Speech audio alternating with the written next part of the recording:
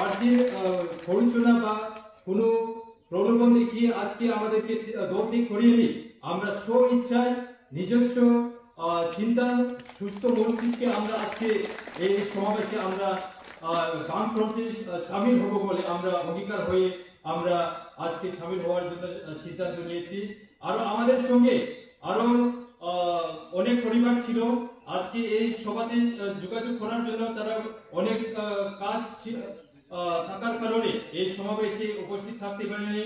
তাদেরকে আমি বলেছি আরেকদিন আমরা এইভাবে সমাবেশ করব। এই সমাবেশে আরো যাতে যেন আরো প্রচুর ভাবে এই সমাবেশে বামফ্রন্টে সামিল হওয়ার জন্য তাদেরকে আমি বললাম। তারা আমার কাছে বলল ঠিক আছে, আমরা সামিল হওয়ার জন্য আমরা আগামীতে আছি। আজকে আমরা বিভিন্ন কাজের জন্য আমরা পারিনি। আরো যারা বিজেপিতে আছে তাদের সঙ্গে আমাদের সাথে যোগাযোগ করছে, তারা আসার জন্য আশ্বাস দিয়েছেন এবং তীব্রামতাতে যারা আছেন তারাও আসবে। এখানে কোনো তীব্রামতা থাকবে না, তীব্রামতার কোনো অস্তিত্ব থাকবে না, এখানে বিলুপ্ত হয়ে যাবে। কারণ আমরা জানি তীব্রামতা হলো একটি সংগঠন বা একটি এজেন্ট, সেটা আমাদের উপজাতির জন্য ন্যায্য পাওনা ন্যায্য দাবির জন্য তারা কাজ করে না, তারা শুধু নিজের স্বার্থের জন্য কাজ করে। তারা হলো নিজের কে কার থেকে কে বেশি বুদ্ধি সেটা প্রয়োগ দেখিয়ে দেওয়ার জন্য তারা চেষ্টা চলছে। বিজেপি এবং তীব্রমতা এইভাবে চলছে। একটি গল্প আছে বক এবং শিয়ালের মধ্যে।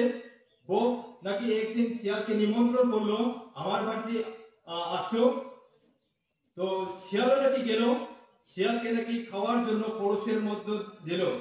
তো কলসে মুখ ঢুকিয়ে উনি খাওয়ারটি খেতে পারলো না, কারণ গলাটি একটু বেঁটে ছিল, তাই উনি খেতে পারলো না। তারপর বক নাকি জিজ্ঞাসা করলো কেমন খাওয়া হলো। বক শিয়ালও নাকি লজ্জা চোখাতে বললো আমি অনেক খেয়েছি, আমি অনেক আনন্দ পেয়েছি, বন্ধু তুমি আমার বাড়িতে একদিন আসো। বললো ঠিক আছে আমি আসবো। বকও নাকি বললো।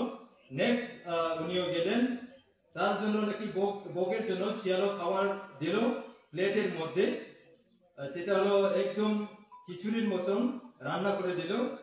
সেটা বকের থুপ লম্বার কারণে উনিও খেতে পারলো না। অনেক চেষ্টা করলো, থুপ মারলো খাওয়ার জন্য, উনিও খেতে পারলেন না। তারপর নাকি শিয়ালও জিজ্ঞাসা করলো বন্ধু কেমন খাওয়া হলো।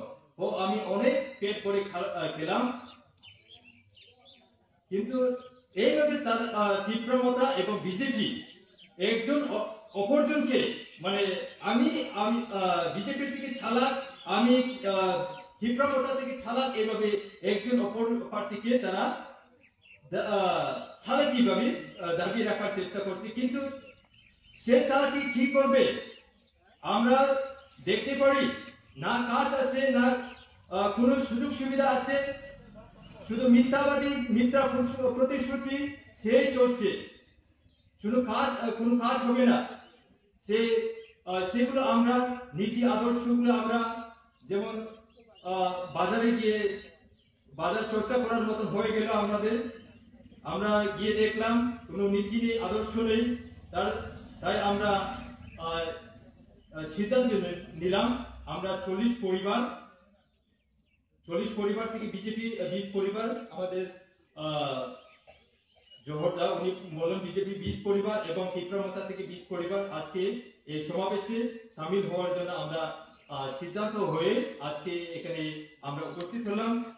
তো আজকে যারা এখানে এই সমাবেশে সামিল হবেন বাম